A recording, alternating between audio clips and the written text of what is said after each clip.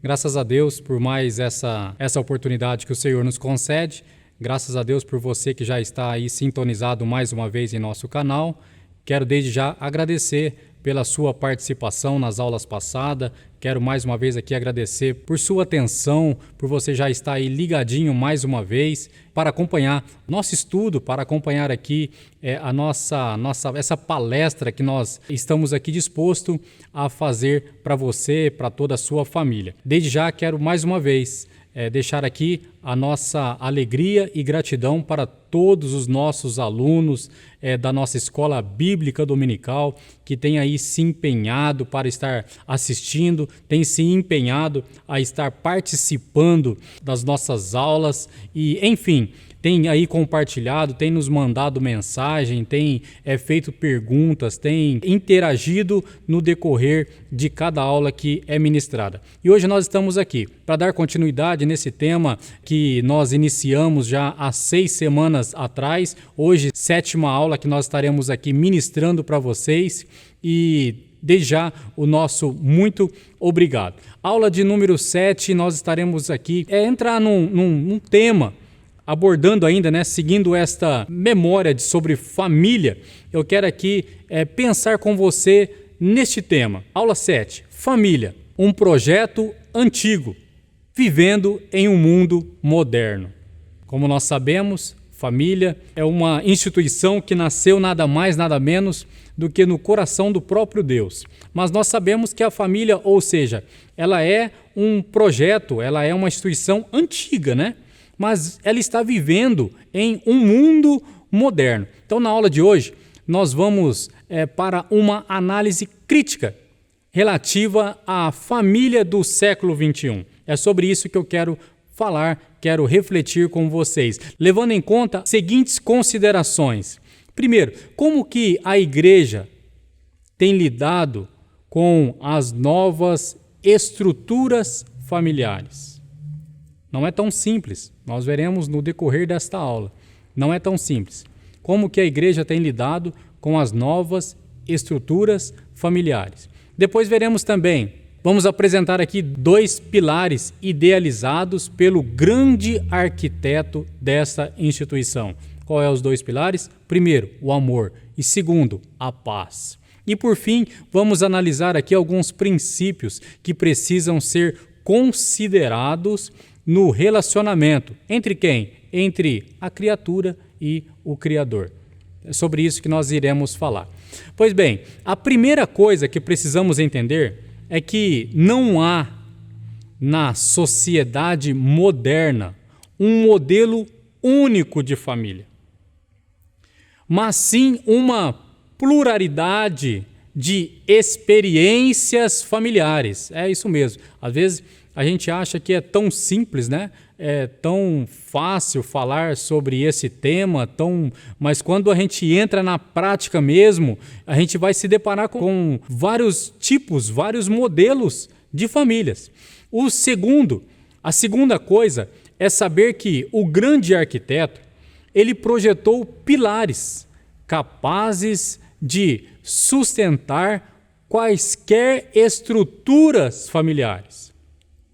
E em terceiro lugar, nós devemos relembrar alguns dos princípios que precisam ser considerados no relacionamento entre a criatura e o Criador. Dentre eles, a confiança, a dependência e o temor. No transcorrer das últimas décadas, as discussões relativas à crise familiar ocidental, elas foram fomentadas por alguns elementos. Por exemplo, pela aceitação social, não discriminatória, pela aceitação social do divórcio. Outro ponto, pelo declínio acentuado na credibilidade da instituição denominada casamento.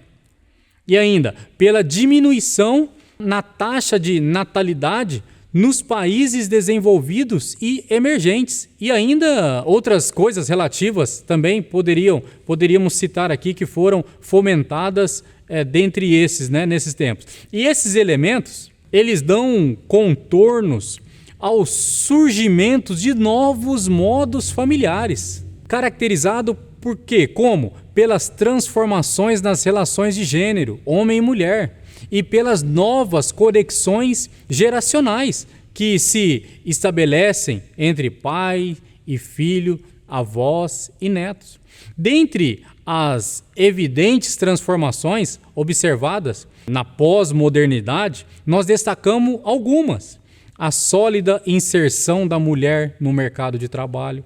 Isso é algo que nós identificamos na pós-modernidade, né? A mulher inserida no mercado, fortemente no mercado de trabalho. A intensificação no controle da natalidade. Muitos pais, muitos casais aí optam por não ter filhos. É uma opção do casal, é a opção da família, não ter filhos. O questionamento da autoridade paterna e materna, né? Isso foi assunto até polêmico até alguns tempos atrás, em que se um pai ou uma mãe corrigisse o filho de uma forma mais rígida, esse seria punido de alguma forma, né? E também o foco nas necessidades do idoso e das crianças. Esses elementos aí, eles dão o contorno. Então, quero aqui deixar para você, só para você abrir um pouco aí a sua mente, começar a pensar que esses elementos, eles dão contorno e surgimento a novos modos familiares. Pois bem, mas vamos lá, vamos voltar lá e recapitular algumas coisas. O propósito do Criador, o propósito do arquiteto, o propósito de Deus concernente a essa instituição, a família. Primeiro, a companhia. A família ela foi criada a partir da necessidade humana de ter companhia. Isso mesmo, a família foi criada a partir desse momento. De todas as coisas que Deus criou, Gênesis, né? Desde lá no início, de todas as coisas que Deus criou, apenas uma, no julgamento do próprio Deus, não estava boa. Está registrado em Gênesis capítulo 2, verso 18, quando está escrito assim: e disse o Senhor Deus, não é bom que o homem esteja só. Ou seja, na sua perspectiva, somente uma coisa não estava boa. E aí, então, Deus faz o quê? O Criador não fez o ser humano para viver em solidão. Ele não fez o ser humano para viver em solidão. A solidão ela foi o primeiro sentimento experimentado por Adão. E até hoje, o ser masculino ele tem dificuldade de lidar com a solidão em comparação com a mulher. O homem ele tem essa dificuldade maior, né, em comparação com a mulher. E é bom notar também que a mulher ela não foi criada como o objeto sexual para o homem, como muitos pensam, e pensam erroneamente. Antes, ela foi criada como o quê? Como ouvinte, como uma incentivadora, como uma ajudadora, como uma auxiliadora, como uma comunicadora dinâmica. E essa era o propósito de Deus em relação à companhia. E outro propósito ainda, pensando na criação, podemos falar sobre o abrigo e o relacionamento. O propósito divino era estabelecer uma instituição que pudesse proporcionar abrigo e relacionamento. O abrigo fala do quê? O abrigo fala de segurança. O abrigo fala de segurança na relação, enquanto que o relacionamento ele visa a interação entre as partes, entre marido e esposa, entre mãe e filho, entre pai e filho, entre irmãos. O relacionamento ele visa a interação entre todas as partes. Todo tipo de relacionamento ele envolve convivência. Todo tipo de relacionamento, ele envolve comunicação, ele envolve atitudes que devem ser recíprocas. Isso mesmo, é uma via de duas mãos, essa comunicação. Quando uma das partes não desenvolve os atributos necessários para uma boa convivência, o relacionamento ele acaba se tornando o quê? Se tornando difícil. E infelizmente, estamos ficando cada vez mais superficiais. Infelizmente, cada vez mais estamos ficando mais frios. Infelizmente, cada vez mais estamos ficando mais distantes uns dos outros. Um outro propósito ainda de Deus a respeito da família a intenção de ter um lugar de proteção, é a intenção de ter um lugar de sustento. Deus ele preparou um lugar perfeito para receber a primeira família. Nada lhe faltava, né? Nada lhes faltava. Eles podiam desfrutar de quê? Acolhimento. Deus preparou um lugar acolhedor para o primeiro casal. Eles poderiam desfrutar de proteção. Como? Eles estavam protegidos, pois a companhia de Deus para eles, para o primeiro casal, era o quê? Constante. Eles poderiam desfrutar de provisão, porque no jardim, aonde eles estavam, no Jardim do Éden, eles desfrutavam de uma habitação vasta e repleta de fertilidade, de natureza exuberante, com o melhor em recursos vegetais, com o melhor em recursos animais e ainda com o melhor em recursos minerais. Ao contrário do que muitos pensam, ele o fez em um ambiente perfeito, né? Ele o fez, muitos aí creem na evolução, que o mundo explodiu, que o mundo pensa só na perfeição da família, como Deus criou o homem, como Deus criou a mulher, como Deus criou o casal e preparou tudo. Eles foram criados em um lugar perfeito, num ambiente perfeito. A família não foi criada em meio a um ambiente de conflitos.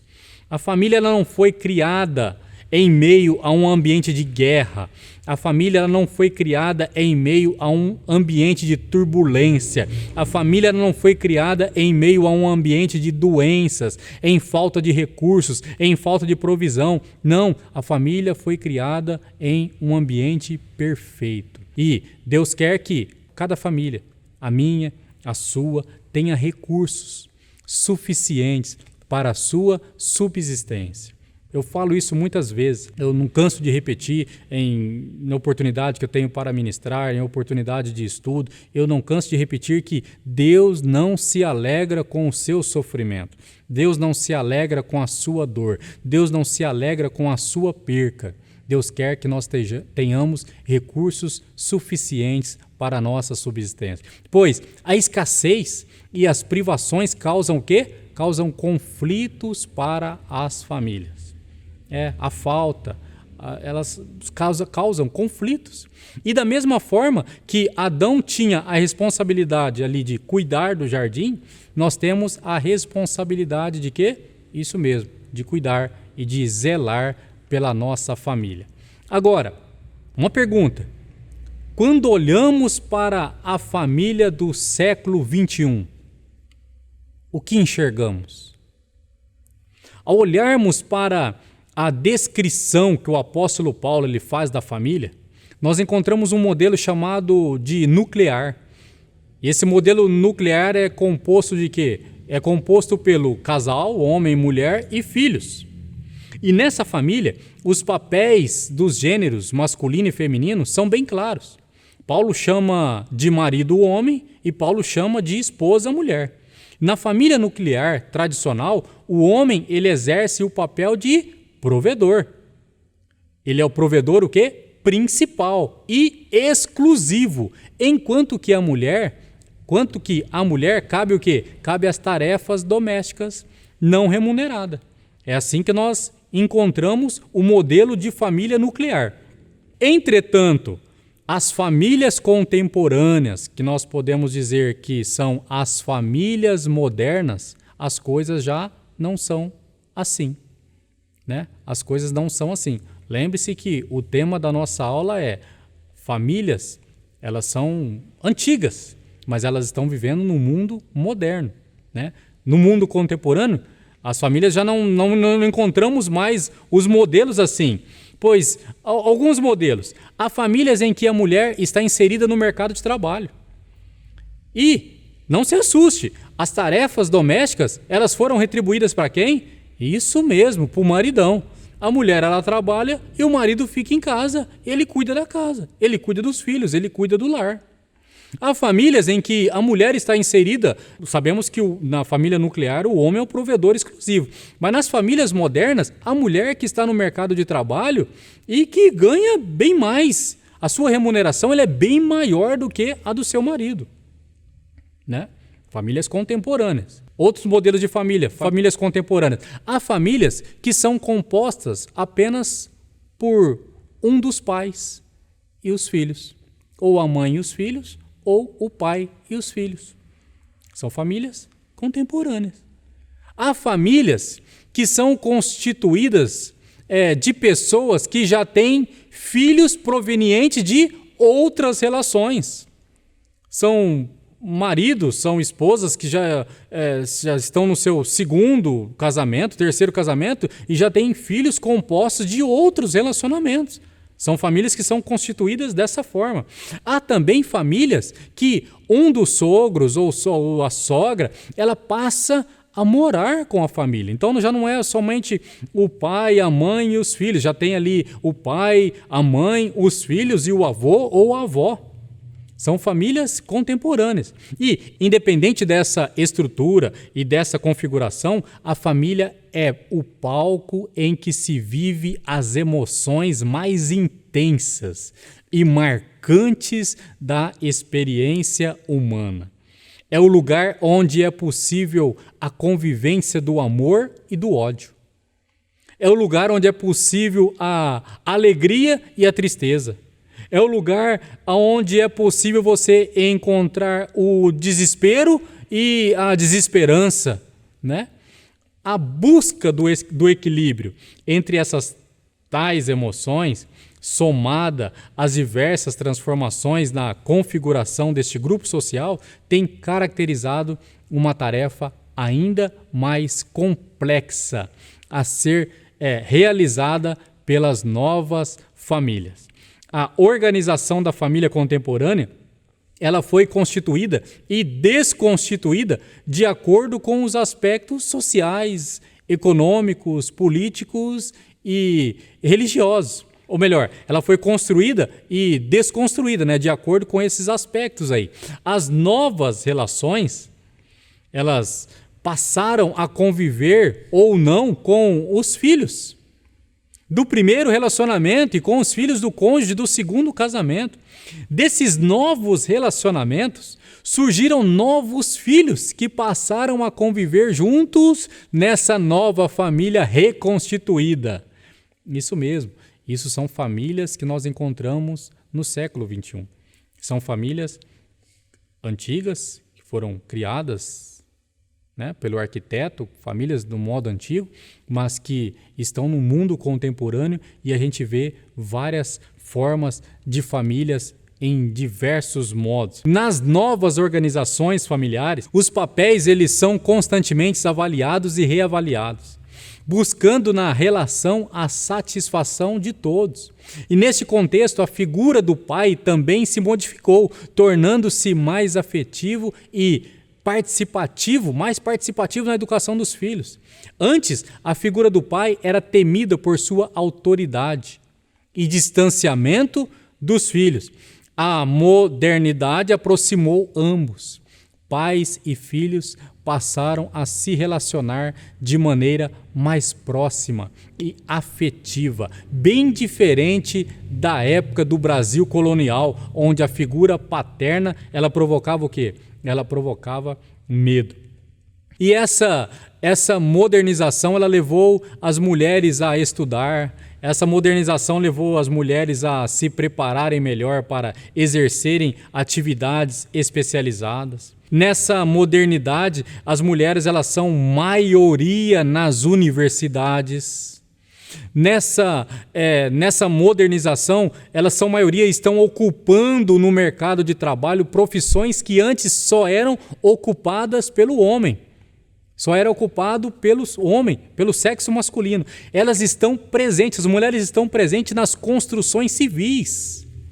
Pense bem se anos atrás, se décadas atrás isso era possível, mas hoje as mulheres elas estão presentes nas construções civis, nas academias, academias universitárias, na política, nas grandes empresas, liderando e comandando. As mulheres elas estão lá. Na maternidade, como escolha, tornou-se uma das grandes conquistas das mulheres que podem deixar a maternidade para o quê? Para mais tarde, depois de consolidar a sua carreira profissional. E mais, essa modernidade, essa contemporaneidade trouxe também a possibilidade da mulher dizer não à maternidade. Isso é uma opção dela, dizer não à maternidade. O censo do IBGE aponta o crescimento de mulheres que têm optado por não ter filhos. Cresce cada dia mais o número de mulheres que optaram por não ter filhos. Pastor, aonde você quer chegar? Eu quero chegar pensando na modernidade, pensando nesse mundo moderno, pensando no século XXI. Eu quero chegar no seguinte entendimento, que você não vai encontrar modelos de famílias perfeitas, mas uma coisa você vai sempre encontrar, que são os princípios perfeitos para a família.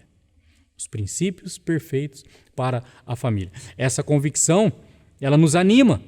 Nos anima o quê? A não desistir da nossa família, né? Às vezes você está aí pensando, mas será que a minha família é perfeita? Será que não é a do A que é perfeita? Será que não é a do B que é perfeita? Será que é do C? Mas do A parece que é do fulano, acho que falta alguma coisa, do outro parece que tem algo a mais. Essa convicção nos anima a não desistir da nossa família, da sua família, mas gastar o quê? Gastar tempo e investimento diante de Deus, agradecendo e intercedendo pela família que você tem, da forma como ela está constituída, da sua casa, do seu lar. Isso, investindo tempo diante de Deus, chorando pela sua família, em lugar de ficar, em lugar de escondermos aí os seus problemas, lutando por ela, em lugar de você ficar desanimado pela sua família, buscando novos caminhos para a sua família, né? Em lugar de ficar aí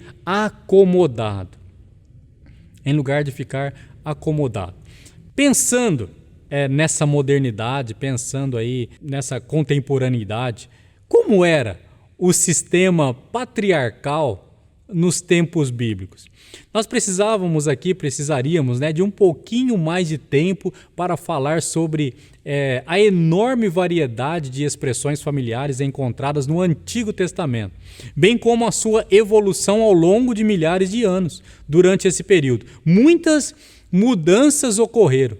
Abraão ele viveu uma vida seminômade, né? Seus descendentes que se estabeleceram em Canaã construíram cidades e interagiram com as pessoas da região. No período da peregrinação do povo de Israel pelo deserto, sua estrutura familiar se definiu.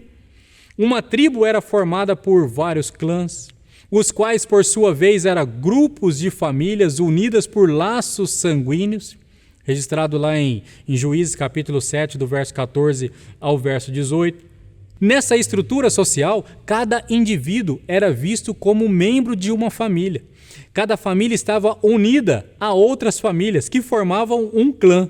O clã fazia parte de grupos mais extensos, formando as tribos. Assim, toda a nação de Israel era efetivamente uma grande família de famílias.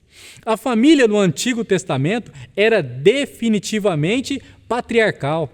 As genealogias eram sempre apresentadas através da linhagem paterna. Por quê? Porque o pai possuía autoridade total sobre os filhos, inclusive sobre os casados, se viviam com ele, e sobre as suas mulheres, podendo até mesmo decidir se deveriam viver ou morrer. Olha só como era nos tempos antigos. A desobediência e a maldição aos pais eram castigadas com a morte. À medida que o sistema legal ele evoluiu, esse direito foi transferido para as cortes, mas em essência não mudou. Diante da queixa de um pai, a corte geralmente pronunciava sentença de morte. Os patriarcas hebreus eles seguiam o costume de seus vizinhos, no que diz respeito a ter mais de uma esposa, ou seja, eram polígamos, né? As famílias daqueles tempos normalmente abrangiam um grande número de pessoas, o marido, suas esposas, seus filhos, suas concubinas e seus filhos, os filhos casados, as noras, os netos, escravos de ambos, os seus filhos nascidos sob aquele mesmo teto, os estrangeiros residentes no mesmo prédio, as viúvas, os órfãos e todos quantos se abrigavam sob a proteção do chefe de família.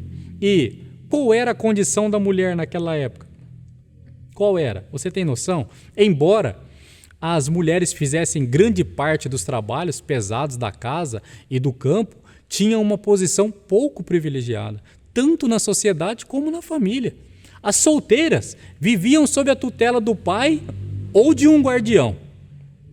Ao que tudo indica, elas eram tratadas mais como prendas de valor que eram compradas por seu futuro esposo e, inclusive, vendidas como escravas. Por norma, apenas os filhos do sexo masculino podiam receber herança e o filho mais velho tinha o direito a uma porção dupla da propriedade do pai. Somente se não houvesse homem na família é que filhas podiam herdar algo dos pais. Se uma família não tivesse filhos, a propriedade passava para quem? Passava ao parente varão mais próximo. Diante de tudo isso, eu te pergunto, quais são os desafios da igreja?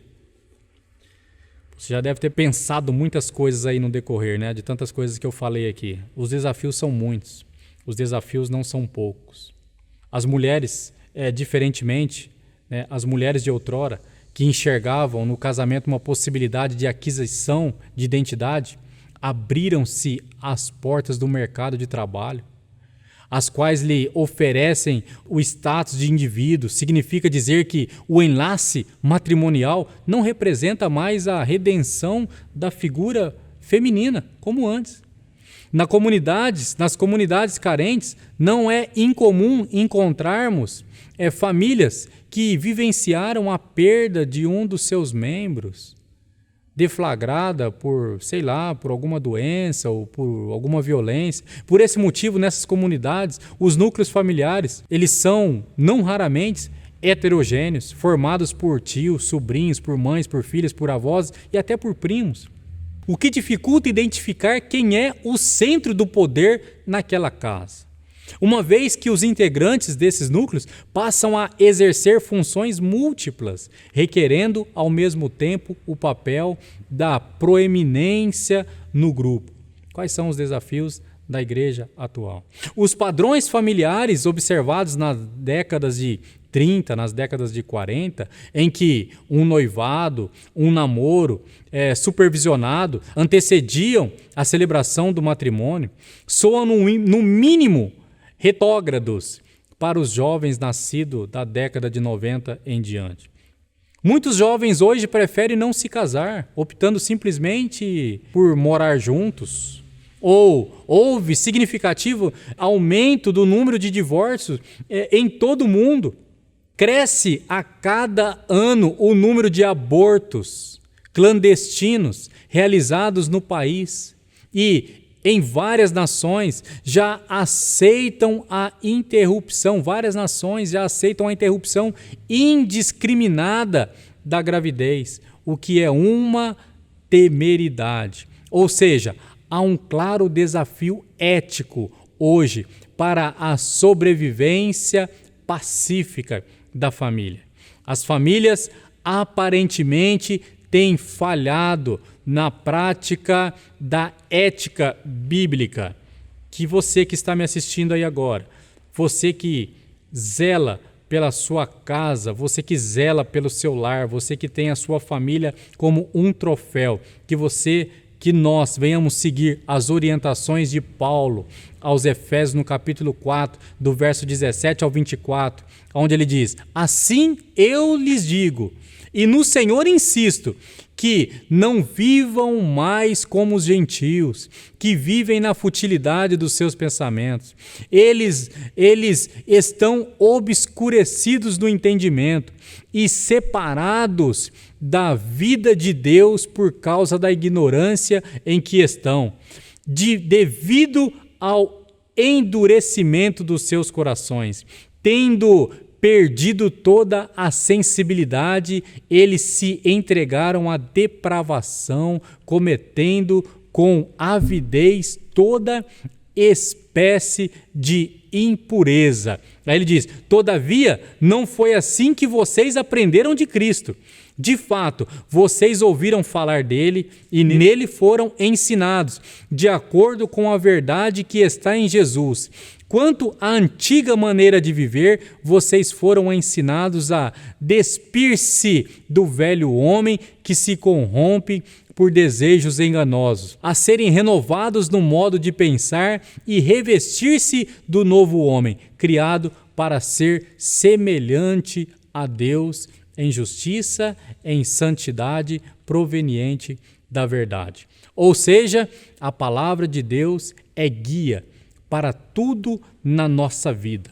Ela deve ser o guia, ela deve ser a bússola da nossa família. É dela que vamos extrair o padrão de comportamento que cada membro da família deve ter. É dela que nós vamos extrair o padrão desde a infância, desde a idade desde a criança no seu começo do seu caminhar. E procedendo assim, a vida de cada membro se aproximará bastante do ideal estabelecido por Deus. Desde o início da formação dessa instituição, Deus tem demonstrado que não deseja vê-las despidas de suas qualidades morais, de suas virtudes, e que ela seja próspera e feliz. Pastor, cita bons exemplos de família. Poderíamos aqui dizer sobre o bom exemplo de Noé, né? Que mesmo idoso, com os filhos já adultos, Noé ainda liderava a sua família. Noé ainda tinha dela o respeito, né? Noé ainda tinha a submissão sem qualquer dificuldade. Basta somente você ir lá no texto que fala sobre a arca, que fala sobre o dilúvio, você vai encontrar tudo isso. Poderíamos citar aqui um bom exemplo de Josué. Em seu último ato público, Josué, como chefe de família, temente a Deus, ele lançou ao povo um desafio. E qual era o desafio? Escolhe hoje a quem vocês vão servir. A quem vocês vão servir? Josué capítulo 24, verso 15. Ele já havia feito a sua escolha por si e pela sua família. Ele disse: o que vocês vão escolher eu não sei, mas eu e a minha casa serviremos ao Senhor. Poderíamos ainda citar o bom exemplo de Filipe. O relato de Atos espelha a boa estrutura espiritual existente na família de Filipe, resultante de um investimento espiritual demorado e contínuo, né? Por isso, teve a grande satisfação de contemplar seus 4 filhos servindo a Deus, sendo portadoras de dons espirituais. Pensemos então um pouco na arquitetura divina, caminhando agora para o final, pensando um pouco nessa arquitetura divina. Todo edifício em construção, ele tem uma planta. Todo edifício em construção, ele passa por um planejamento. E numa construção deve-se saber o quê? Antecipadamente, que tipo de edifício deseja-se construir. Inclusive, que tipo de material deve ser empregado, deve ser usado naquela construção. E para a construção de um lar, o processo ele não é diferente. Para a construção de um lar, o processo é semelhante. Ou seja, todos devem saber definir bem o que é um lar, né? O que era o lar? Todos devem saber. Vou citar aqui algumas coisas. Se possível, você pode fazer aí um quadro do que é um lar. Você pode fazer aí, pendurar na parede. Você pode deixar em um lugar aí estampado para que todos da sua casa possam saber o que é um lar. Um lar é um lugar seguro. Um lar é um ambiente de paz, um lar é um reduto de amor, um lar é um lugar de união, um lar ele é um lugar de respeito, um lar ele é um lugar de solidariedade, um lar é um lugar de oração, ele é também um lugar de adoração. Agora, grave bem isso vale para todos os perfis de família. Como assim? Isso mesmo. Dados estatísticos nos mostram várias mudanças, como nós já vimos desde o início, nos perfis das famílias brasileiras. Vamos a alguma delas. Diminuição na configuração familiar, né? Estudos demonstram que na década de 90 a tendência foi a diminuição na configuração familiar. Menor número de pessoas que compõem a família, de 90 para frente. Os estudos divulgam isso. E o aumento da diversidade dos grupos familiares. Diminuiu-se o número de casamentos. O número de casamentos, segundo o IBGE, ele tem sido 4% inferior à década de 90. Há 20 anos, eram 8 uniões legais por 1.000 habitantes. Esse número caiu agora para 5, a cada 1.000, 5 casas. Em contrapartida, aumentou-se o número de relações sem registro. Poderíamos ainda citar casamentos tardios. Homens e mulheres estão casando 3 anos mais tarde do que uma década anterior. A média da idade feminina tem se passado para 27 anos, a idade masculina em torno dos seus 30 anos. Idosos estão casando mais. No grupo com mais de 65 anos, os homens casam-se cerca de 5 vezes mais do que as mulheres. Uniões precoces. Nas uniões precoces, desde 2002 em diante, 12% dos cônjuges tinham menos de 20 anos. Pessoas morando sozinhas aumentou 64%. Casais sem filhos, 39% dos casais, segundo estudos, optaram por não ter filhos. Famílias monoparentais, mulheres que criam seus filhos sozinhas, aumentou 53% da última década. Menos casamentos, e mais uniões rompidas. Desde 2002 também, as separações aumentaram 30%. Recasamentos, o percentual de divorciados em novas tentativas de casamento passou de 5% para 10%. Ou seja, diversas mudanças, diversos perfis. Estamos vivendo o século XXI. Quais são os desafios da igreja? Mas não se esqueça de algo importantíssimo que já citamos nessa aula.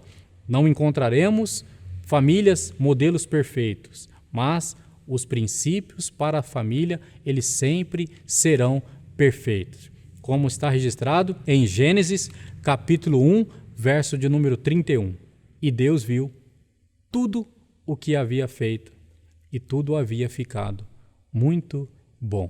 A sua família, com certeza, foi arquitetada, foi projetada por Deus, e Deus viu que ela estava perfeita, que era essa que Deus tinha projetado para você. Nós vamos ficando por aqui, com a produção de Alexandre Lima, com o auxílio técnico de Samuel e Nicolas Bueno e com a interpretação de Libras, Jéssica Nascimento. Nós encerramos essa aula de hoje. Espero que você tenha gostado, participado e, se Deus permitir, nós nos encontraremos na próxima semana. Deus abençoe você e até lá.